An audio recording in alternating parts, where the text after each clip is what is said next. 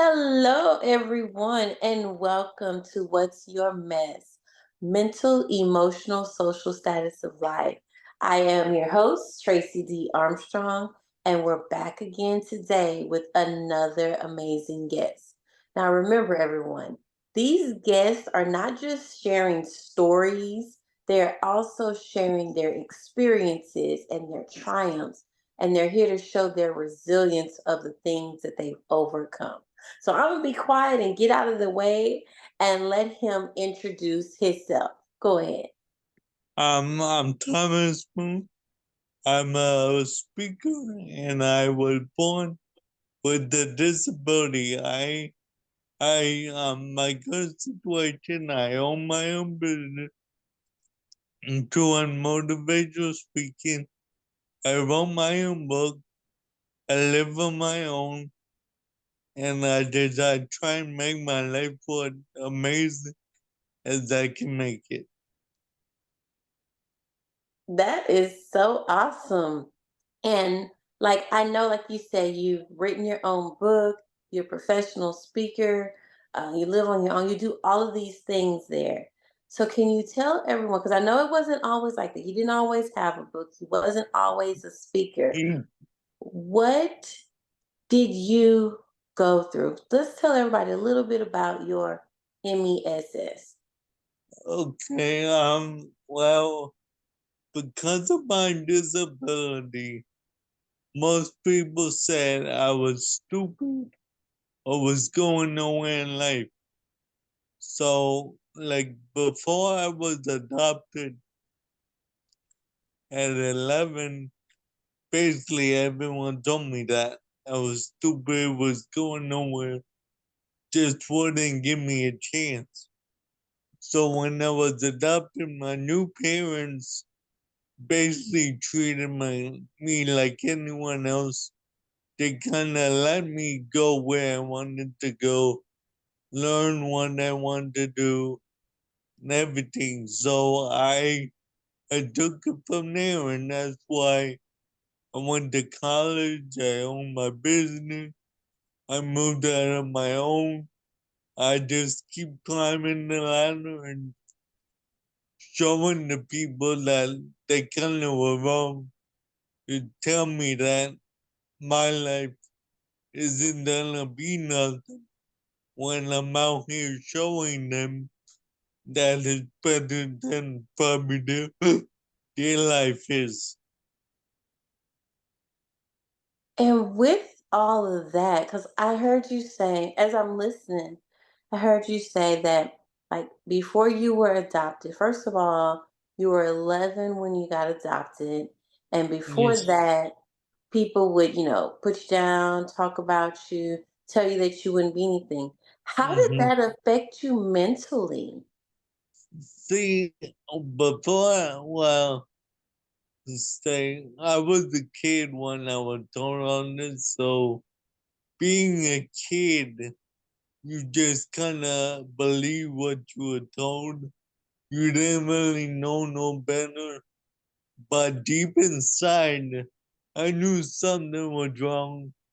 I knew what they were saying was not like what the truth is. So when the adoption happened, that kind of all came to my mind that what they were saying was totally wrong, Mhm. and then it just I when I took that change towards the better future, everything just started opening up. Yes. And so you like you said, you could feel that something wasn't right with what they were saying. And how did it affect you emotionally? Because like you said, mentally you started to believe it, but at the same time you really didn't think that it was right. How did Hmm. your emotions get affected with all of that? See, I being with a disability and being a foster care, I was basically most of the time I was left alone by myself. I didn't really have the friends or whatever to socialize with, so I felt alone. I felt like a nobody. So of course I didn't know what to think. I was like, what's my life right now? What is it?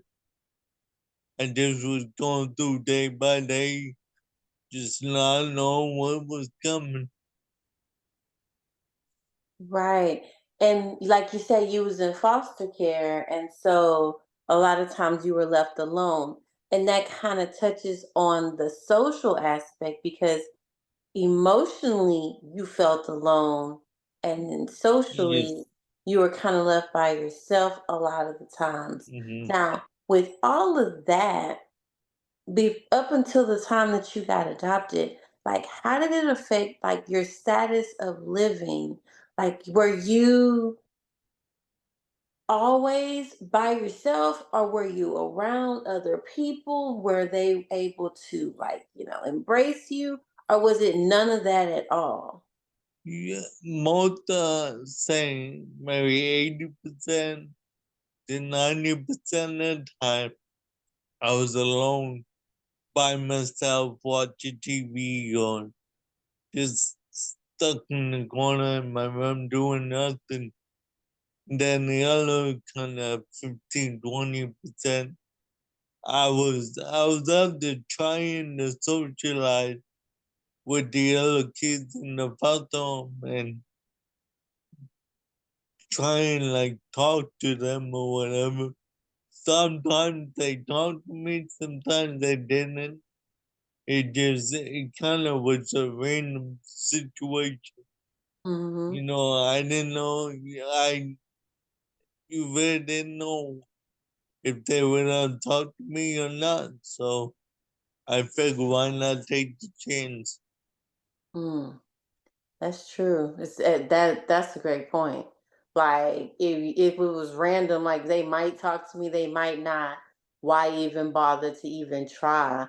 That makes so much sense. So I want to ask you, because then, like you said, you got adopted at 11, and then those parents treated you, like you said, like you were anybody else.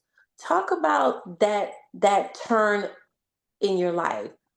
How did that, now I'm going to ask, how did that affect you mentally? Like when they started treating you differently, did it change just the way you looked at Okay. yourself?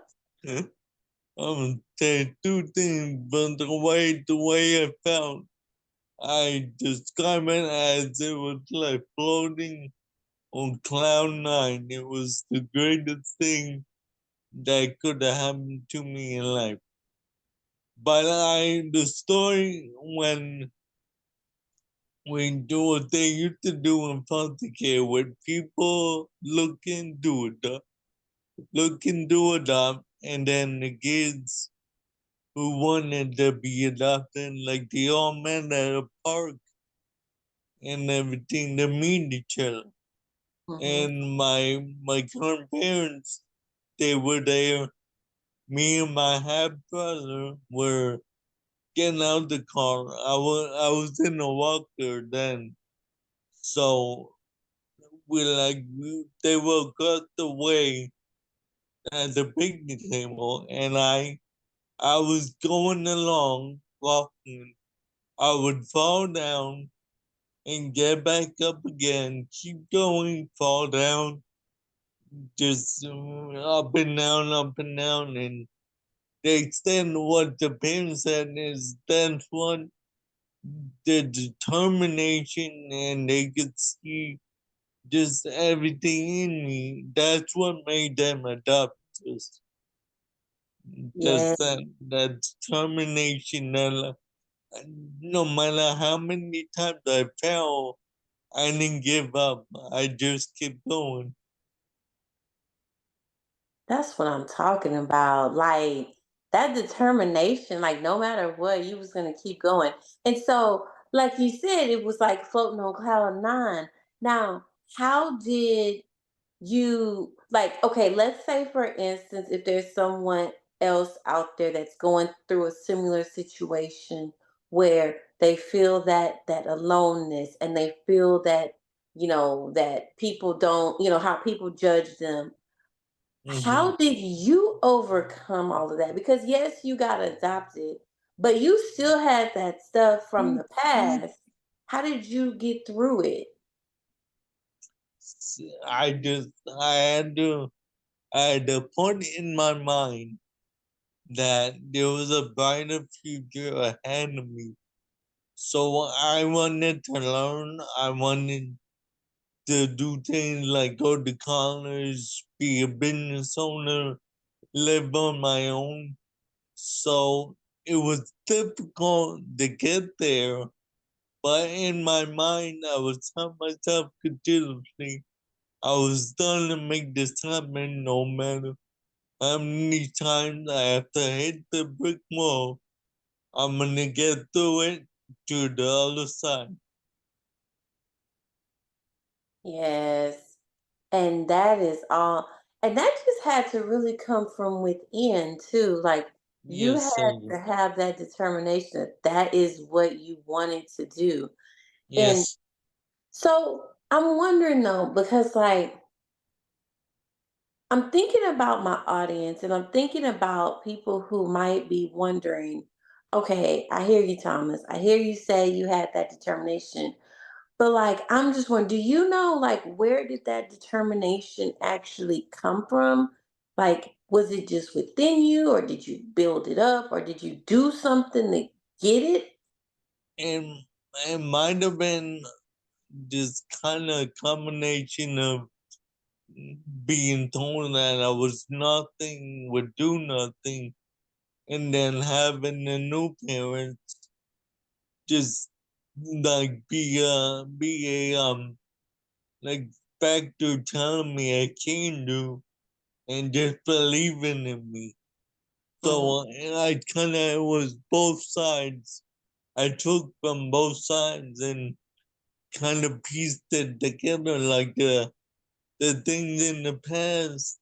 I took it as a positive thing that lifted me up to try and become something that approved what they were saying was wrong. And then I took what my new parents said that they believed in me. So I didn't want to disappoint them. So I tried my best to become what I can. And I believe I'm doing amazing. Yes. Okay. I love that. I love what you said. You took the past, those negative words, those negative thoughts, and you turned them into positive. You took the negative and you were like, hey, I'm going to show them that this isn't what I really am. I'm more than what they said. But then at the same time, you had the positive encouragement that started to come. And that Mhm. positive encouragement actually started to build you up also. So, what advice would you give someone who may be going through this and they don't have that positive encouragement like you started to get from your parents? um, just kind of you gotta find things like people find like on the internet, the speakers, things like the different podcasts that just tell you the different information that share their story, and then you have to try and pull from that and how you can like possibly change your life and try and live the way they're living. Because you may think I'm gonna be poor my whole life, but you see someone else that's they came from nothing, but they're rich now, Hmm. and they describe how they did it. So it gives you just a little encouragement to see that hey, they did it, so why can't I do it?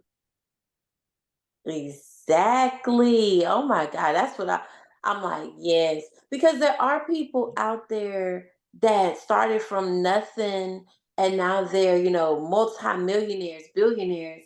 And when you look at their story and their past, you're like, man, if they can do it, I can do it too. Like for real, for real.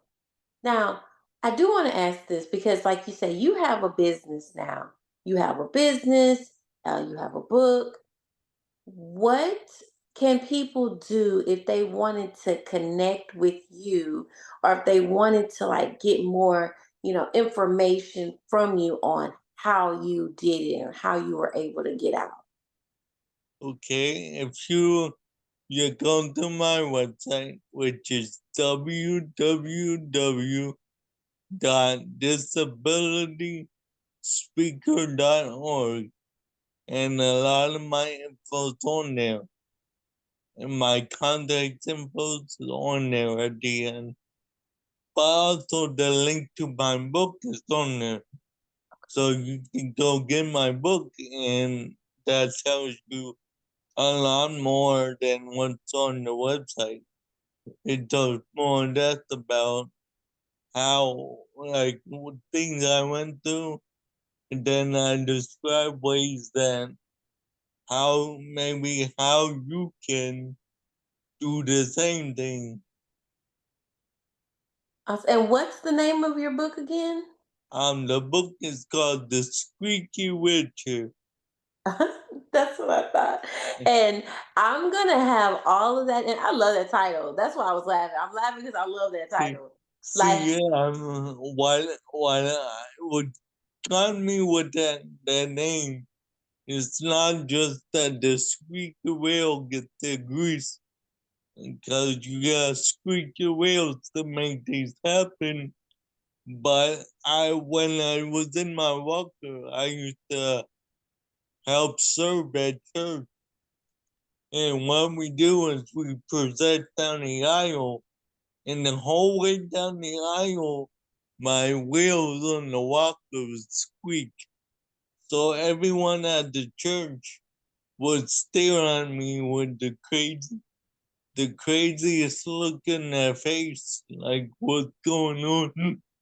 So I figured, hey, why not incorporate that in the title? Because the squeaky wheels. Sometimes you have to be that annoyingness to make it happen. Because if you're quiet, nothing's gonna happen. that's right. That is right. That's why when you said it, I was like, it's funny because it's so true. And then, like Yes. you said, the stories that you have in there are about you and a lot of those things. And like that squeaky wheel gets the grease and it gets the attention of the people. Sometimes Yes. you got to be the squeaky wheel out there, y'all. Yes. Sometimes you got to speak up and say what you need in order for you to be heard. That's for somebody out there listening. I'm just saying. And what I will do, I'm going to have all of your information. So make sure y'all stay tuned to the end, okay?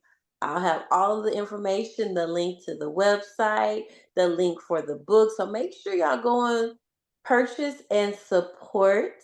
And then also go and like, share, and follow. And Thomas, I do want to ask you this one last question. Are there any last words of encouragement that you would like to leave with the audience? Okay. The way I end a lot of my either speaking or videos or whatever I'm doing, I lead with a little bit of motivation and action each day will make your life shine brighter than the sun's ray. Mm, hmm. Yes. And I thank you for shine like I'm so serious. As I'm thinking and I'm listening, I really appreciate you for shining your light because you didn't have to. You could have just, did what you did, started your business and things like that. and been successful and really not told your story, because this story is going to be a light for someone else who may be going through the same thing. They may be in the Mhm. same situation and thinking, oh, I'll never be able to be on my own. And look at you, you're doing it. I mean, congratulations, okay? Mm, Thank you. And What I, the way I look at I believe my purpose on this life is to make someone else's life better than what it is. So if I can be that vessel to make else's life better, even if it's only one person, that's making one my reason for be on this earth is meant for. that's right, man. Cause like what you just said, if you can make, even if it's just one person's life that you're able to make better, like it's like you're serving your purpose. I feel you because like that's my purpose. My purpose is to have a positive impact on the people that I speak with, on the people that come into my life. Just like you said, even if it's one person, and I'm thinking about the listeners out there, even if it's one person listening out there that life is made better and that life is impacted by your story, that's one more person that you have been able to serve, and you are serving your purpose. So thank you for serving your purpose, Thomas.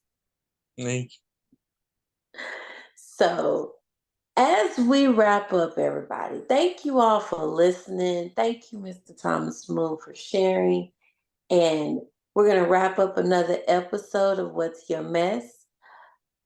I want to leave you with this powerful quote to take with you throughout your days. If you want to be sad, keep thinking about the past. If you want to be anxious and worried, keep thinking about your future. But if you want to be happy, think about the present day. Be happy and grateful for the things that you do have. Remember, if we've said anything that has inspired your life, leave a comment, like, share, subscribe, and let us know that we've done something to impact you. This is Tracey D. Armstrong with another episode. Have a great night.